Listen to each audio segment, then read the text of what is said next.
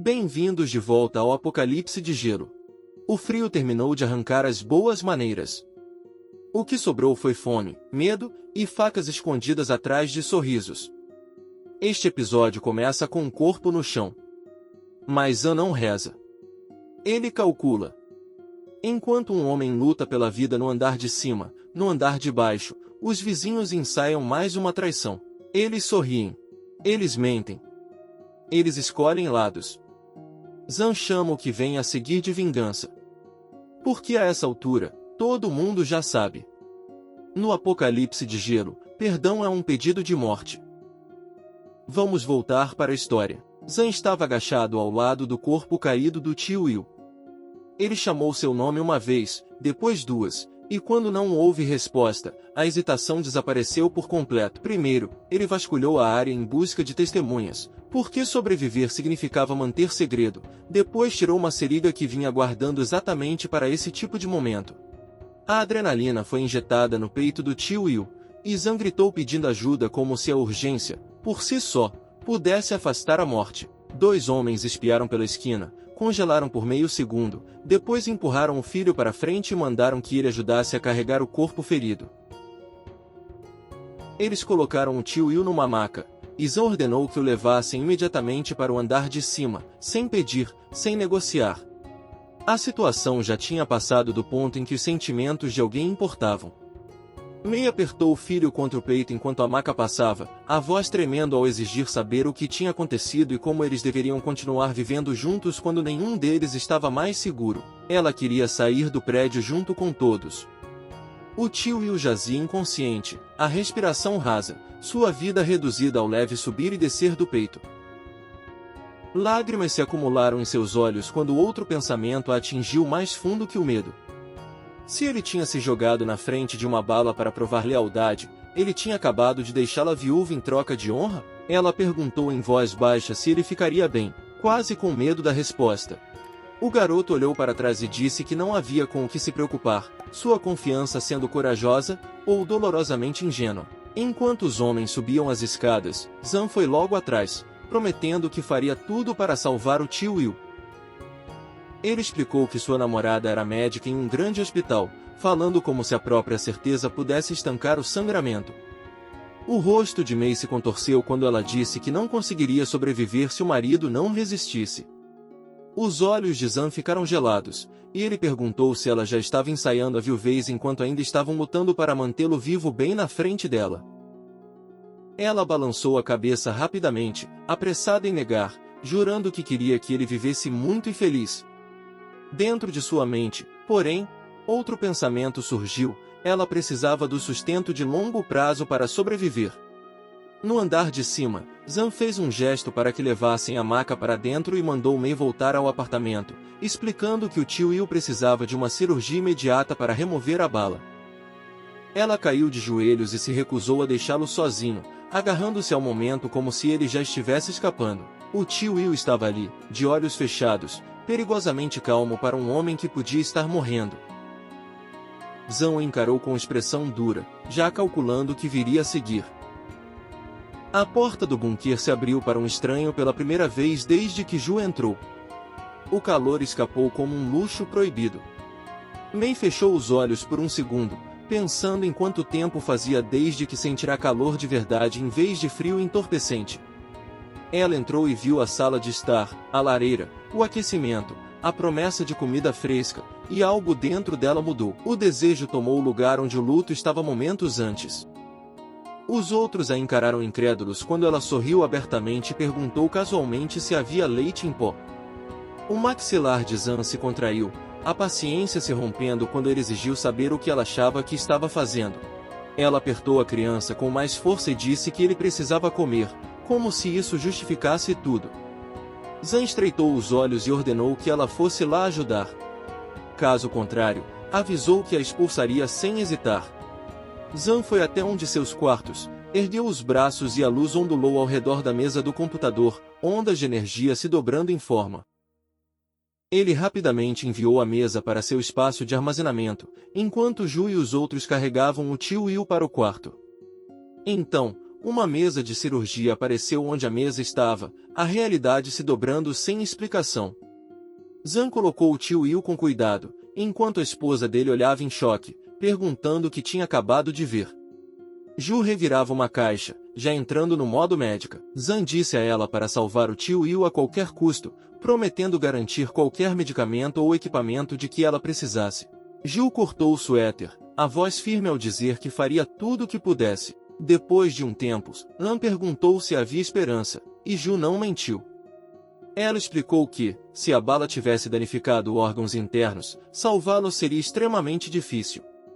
May cobriu a boca, o pânico transbordando enquanto perguntava o que aconteceria se o marido morresse. Zan gritou para ela ficar quieta, apontando diretamente para ela e avisando que qualquer interferência a tornaria responsável se algo desse errado. Ela enxugou as lágrimas e se virou em direção à porta, alegando que era inútil ali de qualquer forma. Em sua mente, ela raciocinava que ninguém jamais sairia de um lugar com comida, calor e água quente, mesmo que alguém estivesse morrendo dentro dele. Zan entrou no caminho dela, bloqueando-a. Ele lembrou que a vida do marido dela dependia daquela operação e que ela ficaria ali para ajudar a cuidar dele. Podia enxugar o suor ou trazer o que fosse necessário. Então ele pegou uma arma e disse que era para o bem do tio Will. O cano se ergueu, apontado diretamente para ela, ordenando que ficasse. Ele precisava sair por um momento enquanto ela ajudava. No corredor escuro, um dos moradores do prédio 25 abriu os braços e declarou que não tinham nada a ver com o ataque anterior. Zan deu um passo à frente, ergueu a mão e disse com confiança que aqueles que haviam traído sua confiança e ferido gravemente o tio Will precisavam pagar. E que naquela noite, eles revidariam. Não importava o custo. A sugestão fez bocas se abrirem de medo. As garotas trocaram olhares inquietos, tentando entender que tipo de futuro aquela decisão significava. Alguém perguntou em voz baixa se eles realmente podiam fazer aquilo. Zan gesticulou para as bolsas, dizendo para não se preocuparem, explicando que ele lidaria com os vilões enquanto eles protegiam o prédio. As bolsas continham roupas, não suprimentos, e Zan ordenou que seus homens matassem qualquer um que pulasse do prédio. Mais tarde, eles estavam em frente ao prédio 21. Ele apontou para o prédio e disse para todos cercarem o prédio 21. De uma sacada, alguém os avistou e gritou que Zan tinha vindo com os moradores do prédio 25. Ele achou que todos iam morrer, segurando a cabeça em pânico. Zan era assustador e poderoso. Ele já estava tremendo. Uma morena apoiou um bastão no ombro e disse que aquele era o território deles, que não havia nada a temer. E que eles lutariam mesmo que o inimigo forçasse a entrada. Zan ordenou que seus companheiros observassem as janelas, cortando toda a rota de fuga. Alguém o encarou, subitamente seguro sobre o que seu líder realmente estava planejando. Zan arrombou uma janela do primeiro andar e entrou no corredor. Depois, tirou toras e sacos de papel de seu subespaço e os encharcou de gasolina sem hesitar. Um homem viu o que Zan estava fazendo, franziu a testa, confuso, enquanto o combustível se espalhava pelo chão. Zan acendeu um isqueiro, pensando que não aguentava mais assistir pessoas morrerem congeladas. O isqueiro caiu na poça. Ele disse aos moradores para agradecê-lo por acender uma fogueira enquanto as chamas explodiam, engolindo o primeiro andar inteiro. Zan rastejou de volta para fora, pela neve, enquanto a fumaça saía pelas janelas. Calmamente, disse ao seu pessoal que agora era a vez deles. Lá dentro, alguém gritou que o prédio estava pegando fogo, o pânico sufocando o ar. A fumaça os cegava, as janelas congeladas impediam qualquer saída, prendendo todos dentro do próprio erro. Alguém tentou abrir uma janela, apenas para ser avisado de que quebrá-la pioraria a fumaça. A fuga se transformou numa aposta desesperada entre sufocamento e morte congelado. Com o passar dos minutos, Zan estava do lado de fora com um fuzil de assalto nas mãos, pensando calmamente nos tempos de faculdade ao redor de uma fogueira, a lembrança grotescamente fora de lugar. Este fogo era maior, mais rápido e muito mais faminto. Um homem em chamas caiu de uma janela, batendo na neve abaixo. O prédio virou uma jaula, oferecendo apenas duas escolhas: morrer dentro ou morrer fora. As pessoas começaram a pular das sacadas em desespero. Um homem ergueu uma mão em chamas, implorando por ajuda ao cair. Depois de muito, muito tempo, alguém reclamava que estava quente em vez de frio. Uma garota sorriu e balançou a faca, cravando-a nas costas dele sem hesitar. Os homens atrás dela olharam incrédulos. Uma vizinha riu e disse que antes tinha medo até de matar uma galinha. Ela fechou os olhos sorrindo e respondeu que não podia ficar parada enquanto todo mundo se esforçava tanto por Zan.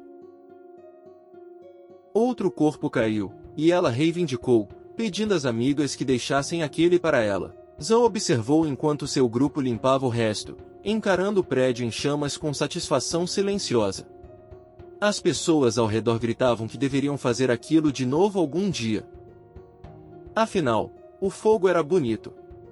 Em um prédio próximo, alguém perguntou o que deveriam fazer a seguir, já que Zan viria atrás deles depois, os dentes cerrados de medo. Outro respondeu que o Wang Qian tinha calculado tudo e ainda assim perdeu, então ficar fora disso era a opção mais segura. Eles se convenceram de que ficariam bem, já que não estavam envolvidos. Enquanto isso, An já liderava seu grupo em direção ao próximo prédio. Alguém sugeriu matar todo mundo. Quando chegaram em frente ao prédio 26, pessoas nas sacadas imploravam, insistindo que não tinham nada a ver com o ataque. O líder deles já estava morto. Não havia necessidade de matar pessoas boas. Zan riu descontroladamente e disse que qualquer um que tivesse sobrevivido por tanto tempo devia ter sangue nas mãos. Então eles não eram tão inocentes assim, não é? Ele deu um passo à frente e declarou que os mataria, independentemente de se acharem bons ou maus. O combustível se espalhou pela neve e todos os prédios envolvidos pegaram fogo. Um homem percebeu tarde demais que aquilo não era uma ameaça, era uma purga. Depois, Zan, com uma mão no quadril, ergueu um alto-falante. Ele disse aos sobreviventes dos outros prédios para não se preocuparem, explicando que aquilo era vingança, não um massacre sem sentido. Segundo suas palavras, inocentes seriam poupados. Se fossem gentis com ele, não havia motivo para matar, nem motivo para ter medo. Os moradores locais forçaram sorrisos, dizendo a si mesmos que era um final feliz, porque o homem que tinha transformado o prédio no matadouro não estava mais matando. Nas sacadas, as pessoas cochichavam teorias para se confortar, talvez ele estivesse cansado de matar, talvez nunca tivesse querido vingança. Zan quebrou a ilusão dizendo que era hora de ir embora. O garoto ao lado dele não se moveu, acomodando-se perto do fogo, alegando que precisavam de um pouco mais de calor antes de enfrentar o frio novamente. Um vizinho estendeu as mãos sobre as chamas e suspirou, dizendo que em casa só o esperariam paredes congeladas e ar vazio. Para manter o fogo vivo, alguém arrastou um corpo e o jogou nas chamas como combustível extra. Corpos estavam espalhados pelo chão, congelados na traição. Zan os encarou e se perguntou quando a bondade tinha se transformado em facas apontadas para suas costas. Ele tirou um celular do bolso de um deles. As mensagens contavam toda a história, e ele sorriu quando a verdade finalmente fez sentido. De volta para casa, ele entrou no quarto onde a operação tinha acontecido. Um monitor cardíaco mostrava o tio Yu ainda respirando, estável o suficiente para Zan decidir que a crise tinha acabado, por enquanto. Ele apoiou a mão no quadril novamente e elogiou Ju pelo bom trabalho. Ela sorriu, aliviada por ter sido útil num mundo que punia a hesitação. Mei quebrou a calma franzindo a testa e lembrando que não comiam havia um dia inteiro. Ela perguntou, com cuidado, mas não cuidado o suficiente, se o vizinho poderia trazer comida de bebê. Zan se virou, estreitou os olhos, divertido com o quanto ela continuava testando limites. Ela nem esperava o tio Yu se recuperar totalmente antes de exigir coisas. Ele jogou um pacote de macarrão no chão e disse que as famílias dos companheiros não passariam fome sob sua vigilância. Quando Zan e Ju estavam saindo, a mulher insistiu novamente, perguntando se aquilo era tudo mesmo. Ela queria comer algo além de macarrão. Sim, mesmo com todo mundo passando fome num apocalipse de gelo. Mas aquela mulher teve a audácia de escolher comida. Muito esperta, então, obviamente, quando ela mencionou casualmente que havia ovos e ossos de frango na cozinha, suas palavras fizeram os dois congelarem. A expressão de Zan endureceu, a voz cortante dizendo que ela não precisava comer se não gostasse de macarrão. Ela recuou imediatamente, insistindo que era só curiosidade e que o macarrão estava perfeitamente bom. No quarto ao lado, Ju se sentou na cama e disse que todos precisavam descansar depois de tudo que tinham passado. Mas acrescentou que agora havia mais coisas com que precisavam lidar no apartamento. Zan tirou os chinelos, respondendo que tudo estava sob controle. Ele perguntou quanto tempo o tio Will precisaria para se recuperar. Ju cobriu a boca, admitindo que o ferimento era grave e a perda de sangue tão severa que ela nem tinha certeza se a sobrevivência era possível. Então Zan perguntou como ela tinha conseguido salvá-lo. A explicação fez seus olhos se arregalarem. O corpo de Will tinha se estabilizado sozinho, o sangramento parou de repente, as feridas se fechando quando o pulso deveria ter desaparecido. A mente dele foi para ruas cheias de gente e a origem do desastre, radiação vinda do céu. Se aquilo tinha lhe dado poderes, outros também poderiam ter mudado. Ele não era o único com habilidades. Ele se levantou de repente, percebendo que o quase encontro do tio Will com a morte podia ter despertado algo dentro dele. Coçando queixos, Zan se perguntou se morrer era o preço do despertar, e decidiu que salvar pessoas de repente parecia um péssimo investimento. Ele se sentou novamente, plenamente consciente de que, sem ele, Will já estaria morto. Colocando uma mão no ombro de Ju, disse para ela manter o paciente sedado e contido. Ju arqueou a sobrancelha, perguntando se Zan achava que Will tinha poderes agora. Zan admitiu que era possível e abriu os braços, dizendo que nunca tinha visto nada parecido antes. Portanto, se Will acordasse instável e incapaz de controlar seus poderes, a casa não sobreviveria. Ju disse para deixar isso com ela e pediu que ele descansasse. Mas hesitou, perguntando se Mei podia ser confiável durante a noite. Zan parou na porta e disse para não se preocupar, Mei sabia exatamente o que aconteceria se causasse qualquer problema. No corredor do bunker, Zan chamou Mei e apontou para o quarto. Ele mencionou que eles iriam morar ali e ordenou que ela vigiasse o marido durante a noite. Ela obedeceu imediatamente. Baixando o olhar, Zan decidiu que era hora de acertar todas as contas. Os traidores já tinham aproveitado o tempo emprestado suficiente. O corredor do prédio 25 estava escuro e silencioso. Zan avançou com escudo e arma, arrebentando a fechadura da porta sem hesitar. Dentro, Kim avançou de repente contra ele, gritando por sua morte. Ele bloqueou o golpe sem esforço, a faca dela caindo inutilmente no chão. Ela caiu, e Zan a cumprimentou calmamente como uma velha conhecida, dizendo que fazia tempo que não se viam. Perto dali, uma mulher mutilada jazia sobre uma mesa. Zan olhou para o corpo enquanto continuava falando com Kim. Disse que era uma pena, aquelas duas eram como irmãs. Ainda assim, ela cortou o corpo dela e a usou para sobreviver. Já que desta vez não conseguiu usar Zan para sobreviver, então a próxima da fila só podia ser sua melhor amiga.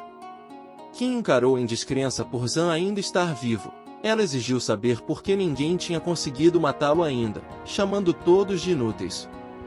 Zan ergueu um bastão e perguntou se planejar uma revolta secreta e conspirar com outros realmente a fazia se sentir poderosa. Alguém o culpou por tudo, dizendo que se ele tivesse implorado um pouco mais, ela teria concordado em ficar com ele. Mas, em vez disso, ele tinha escolhido aquela vagabunda da Ju. Naquele instante, An balançou o bastão sem desacelerar, dizendo que não ia perder mais tempo com gente estúpida. O grito de Kim encheu o quarto quando a perna dela se quebrou. Zan a arrastou até a janela enquanto ela implorava, a voz falhando, pedindo misericórdia como a cobra que era. Ele a levantou pelo cabelo e disse que ela tinha feito tudo aquilo sozinha. Ninguém a forçou a nada. Foi tudo decisão dela que definiu o resultado daquele dia. Então ele soltou. Enquanto caía, ela gritou uma última vez. Mas foi inútil. O corpo dela atingiu a neve lá embaixo, retorcido e imóvel. Zan sorriu de leve e disse para ela agradecer por uma morte fácil. Depois de tudo que fez, merecia uma bem pior, encerrando sua primeira vingança depois de ganhar uma segunda chance. No dia seguinte, Jun informou que a recuperação do tio Will estava avançando de forma chocantemente boa. Zan disse para garantir que continuasse assim e observou enquanto ela aplicava outra injeção. Antes de sair, Mei pediu que buscassem fraldas e um carregador no apartamento dela. Zan olhou para trás, lembrando do rumor de que pacientes incomoviam tudo. Ele fechou os olhos, abriu um sorriso e disse que tinha assuntos urgentes, mas ajudaria em breve. Ao sair, decidiu que era hora de eliminar mais um incômodo. Mais tarde, perto de outro prédio que tinha sido incendiado, Zan notou que havia pouco a fazer e nenhum motivo para desperdiçar recursos. Ele anunciou que o dia tinha acabado e virou as costas. Um morador correu atrás dele com informações importantes.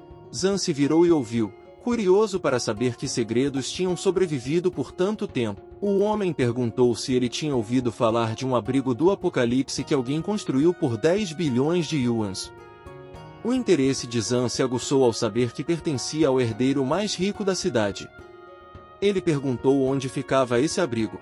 O homem indicou o caminho, dizendo que havia muita gente por perto e que era melhor falar disso em algum lugar mais quieto. Então, quando estavam dentro de um dos apartamentos, Zan pediu detalhes.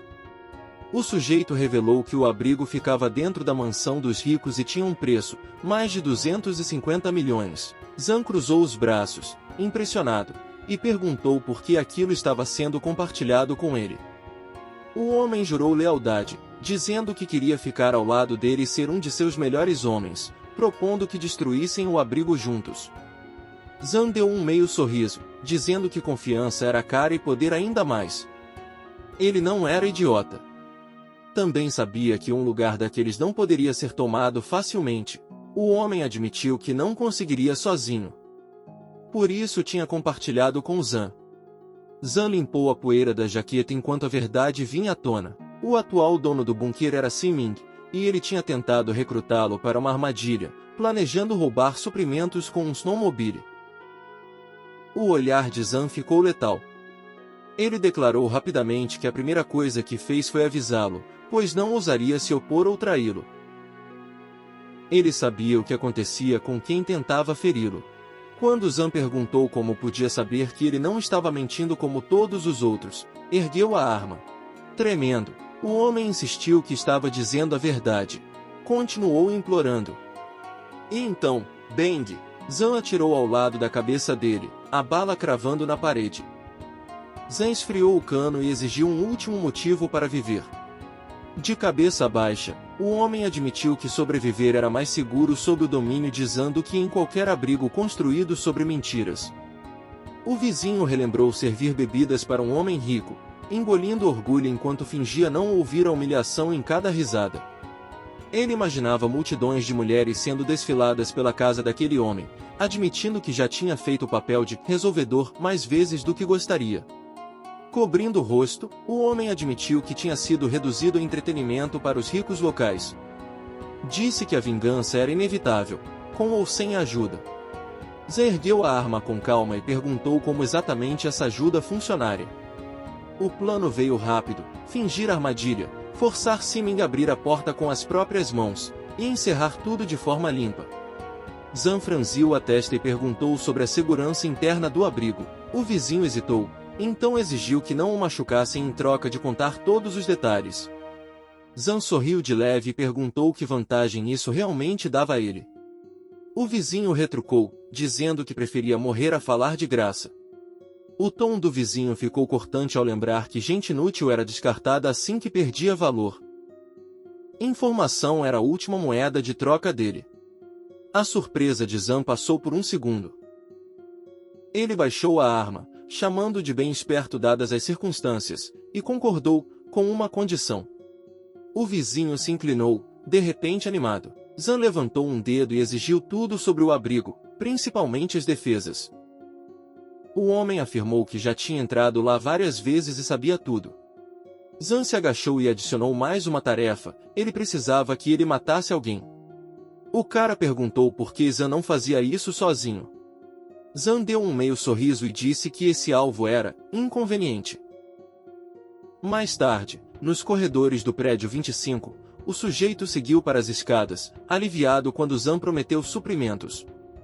Momentos depois, Zan se aproximou do apartamento do sujeito com uma mala na mão. Ele olhou para a mala, nervoso, supondo que estivesse cheia de ferramentas de nível profissional. Zan a colocou no chão e admitiu que o anonimato tinha acabado, ele com certeza já sabia a identidade real dele. O vizinho se colou na parede, convencido de que Zan era algum assassino aposentado. Na cabeça dele, cerrou o punho, certo de que sobreviver finalmente tinha virado possível, já que ele era uma figura grande de verdade. Zan tirou uma seringa e explicou que já tinha lidado com prisioneiros indisciplinados. Às vezes, precisava usar essa coisa especial. O vizinho encarou a agulha, horrorizado. Depois de deixar cair algumas gotas, Zan explicou que o veneno ativaria em uma semana, mas se o antídoto não fosse tomado, mataria. Mas ele não precisava se preocupar. Desde que fizesse o trabalho direito, Zan lhe daria a cura depois que o abrigo caísse. O cara desabou, implorando para ele parar. A injeção entrou no pescoço dele de qualquer jeito. Zan ajudou-o a se levantar e disse com calma que fugir agora era inútil. Uma mão pousou no ombro dele, lembrando que ainda havia tempo. O vizinho forçou um sorriso trêmulo e insistiu em confiança mútua. Zan estendeu a mão e disse que as instruções chegariam em breve. Observando-o ir embora, Zan soube que o blefe funcionou. A seringa estava vazia, mas nunca tinha sido veneno, apenas um tratamento inofensivo. De volta ao apartamento, Zan decidiu que crença, por si só, já reduzia a traição. O tio Will estava fraco, mas finalmente acordado, gratidão preenchendo a voz. Zan disse para ele focar na recuperação e deixar todo o resto com ele. Mei apertou o filho contra o peito e disse que agora deviam a vida a ele. Zan concordou com Mei, dizendo que a sobrevivência deles estava nas mãos dele agora. Os olhos dela brilharam, ele tinha dito primeiro, então devia cumprir a palavra. Ela entregou o bebê e saiu para buscar suas coisas, pedindo para ele não trancar a porta. Zan respondeu, neutro, que não trancaria, não com o tio Will lá dentro. Enquanto saía, ela sorriu para si mesma, certa de que tinha garantido seu lugar, mas no outro cômodo, Zan pegou o celular, uma mensagem ordenava que dessem um jeito nela. Ele cutucou a bochecha do bebê e suspirou. Se livrar da mulher era necessário, mas a criança não era uma opção. Ele apertou o bebê junto ao peito, decidindo que ele precisaria de uma nova família. Enquanto isso, Mei saiu, convencida de que ficar ali era a chave para sobreviver. A porta se abriu. Um homem com uma faca nas mãos estava esperando por ela. Os olhos dela se arregalaram de choque. Mas já era tarde demais, o sujeito enfiou a faca direto no peito dela. Os olhos dela se abriram ainda mais quando o sangue se espalhou. Ele disse que não queria levar culpa, que ela merecia, enquanto golpeava de novo. E de novo. Sorrindo, o trabalho estava feito. Então ele foi embora, mandando uma mensagem para Zan, tudo certo. Zan, no bunker, recebeu a mensagem e voltou para o tio Will, dizendo que ficariam juntos até ele se recuperar e a criança crescer. Will avisou que mais pessoas significava queimar mais carvão. Zan deu um tapinha no ombro dele e disse que conversariam depois. Mas o bebê começou a chorar. Zan entrou em pânico, perguntando o que havia de errado. O tio Will admitiu que Mei normalmente cuidava dessa parte. Zan entregou o bebê para Ju. Ela admitiu que também não fazia ideia. A realização veio, fralda. Zan jogou uma para ela e fugiu do cômodo. Ju voltou mais tarde, perguntando se Will se sentia diferente. Ele admitiu fraqueza e feridas coçando. Zan disse que isso significava cura. Mas Will duvidou. Então veio a preocupação, porque Mei ainda não tinha voltado. Will agarrou a camisa de Zan e mandou ele checar imediatamente. Zan chamou Ju para cuidar do tio Will enquanto ele ia verificar Mei lá fora. Zan se armou e mandou uma mensagem no chat do prédio ordenando que todos se reunissem no apartamento 1301. Suprimentos seriam distribuídos, problemas discutidos. Porém, em uma mensagem de voz, ele avisou alguns para ficarem em casa se quisessem viver. O medo fez o resto.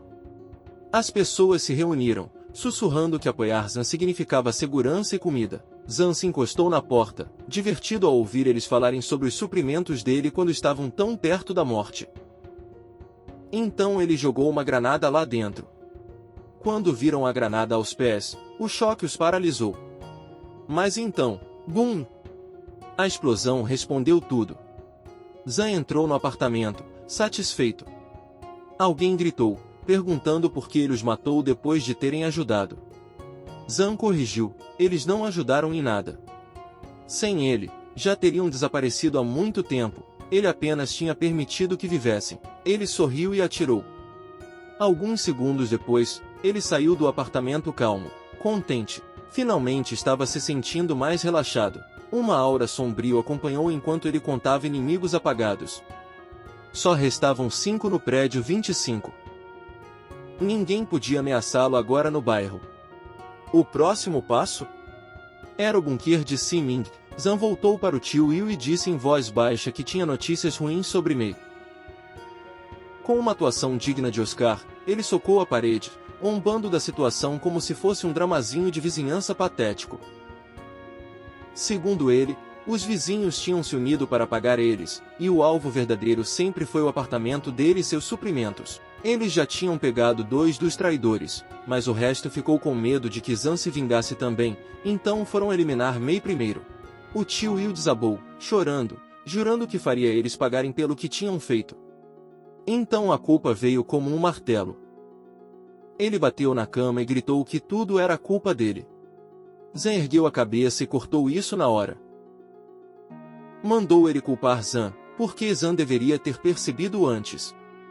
Mas naquele segundo, Zan notou algo e encarou a marca roxa que o tio Will tinha deixado para trás, percebendo algo aterrador. A força dele não tinha apenas voltado, estava crescendo.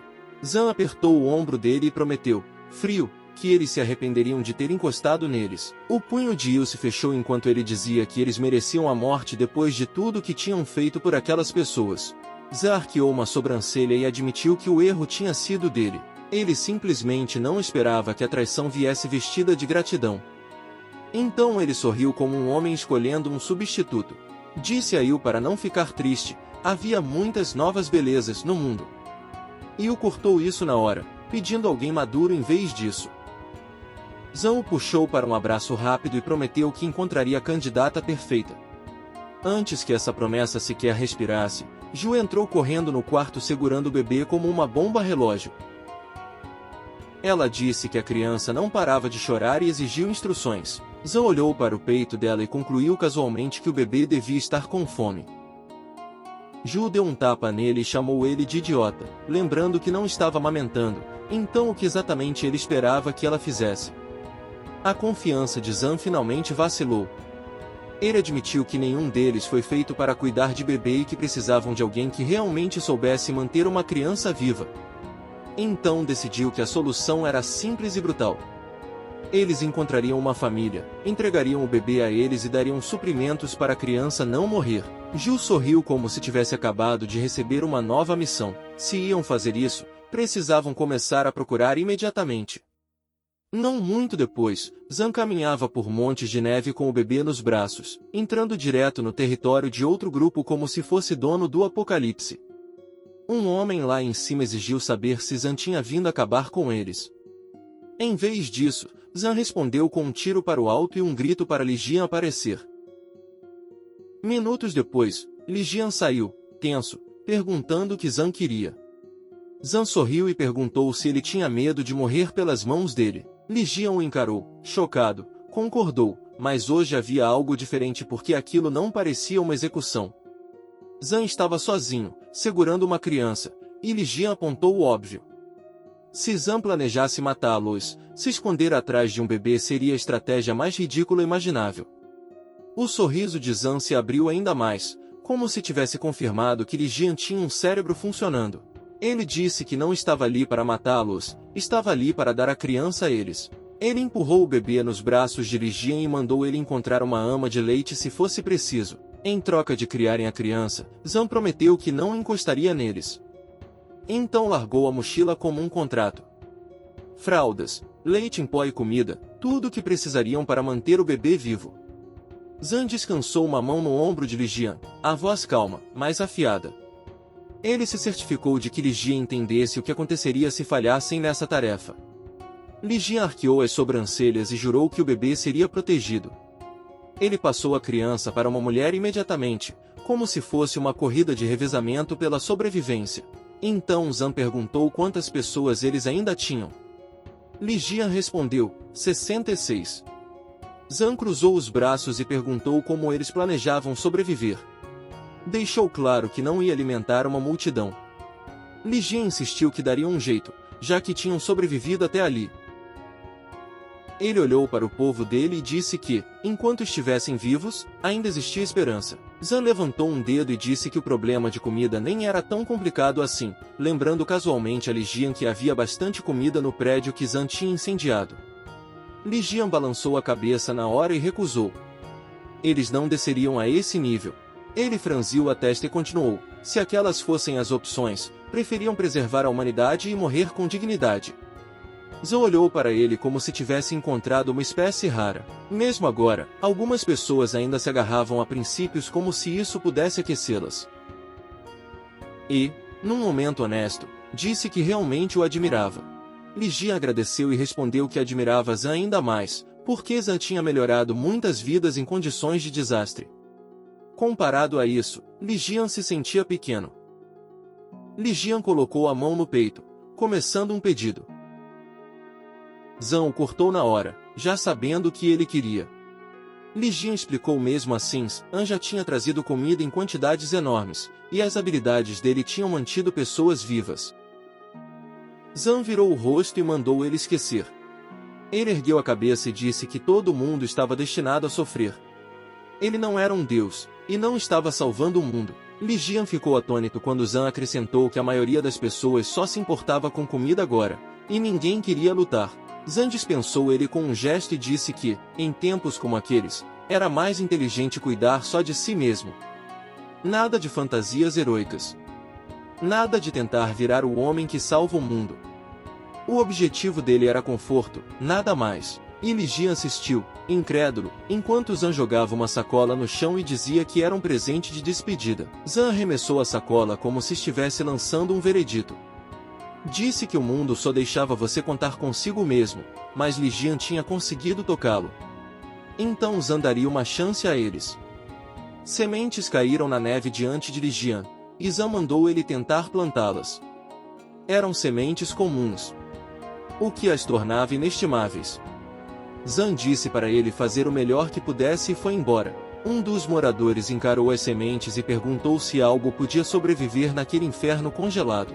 O professor G caiu de joelhos e trouxe ele de volta à realidade. Ele era pesquisador de agricultura. Disse para todos recolherem rápido, porque se conseguissem plantá-las, comida deixaria de ser uma sentença diária de morte. Enquanto Ligian pegava um pacote de sementes, perguntou de novo se aquilo era possível naquela temperatura. O professor G arqueou as sobrancelhas e disse que, se houvesse qualquer chance, eles tinham que tentar. Então as pessoas recolheram sementes como se estivessem juntando anos de vida do chão. E bem longe daquela esperança desesperada, An se espreguiçou como um homem terminando uma tarefa. Ele declarou que os problemas finalmente tinham acabado, e que tudo o que restava era tomar uma nova base.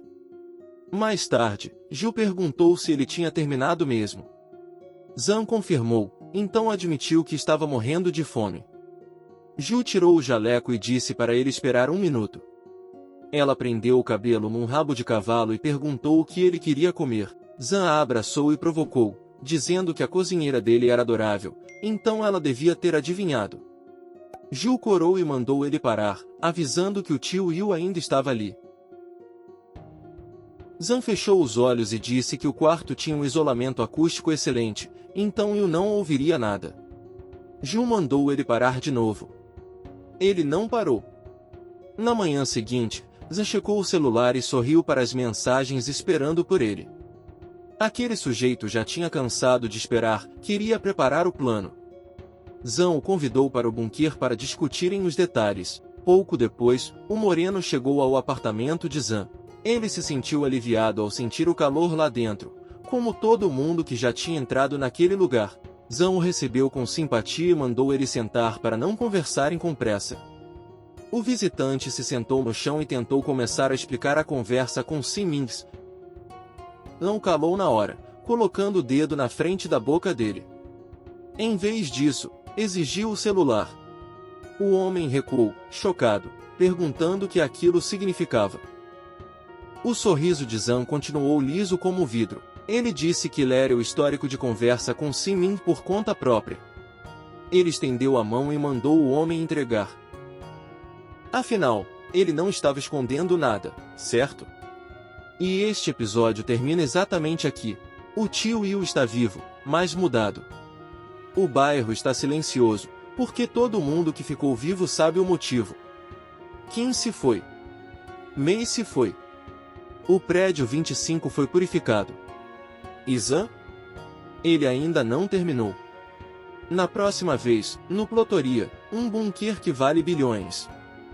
Um herdeiro rico que achou que dinheiro podia durar mais do que o apocalipse. Simin acredita que é intocável. Mas Zan já está lendo as mensagens dele. Por que no apocalipse de gelo, abrigos não caem por causa do frio? Eles caem por causa da confiança. Até a próxima. Lembre disso, o momento mais perigoso não é a limpeza. É quando Zan decide quem sobrevive em seguida.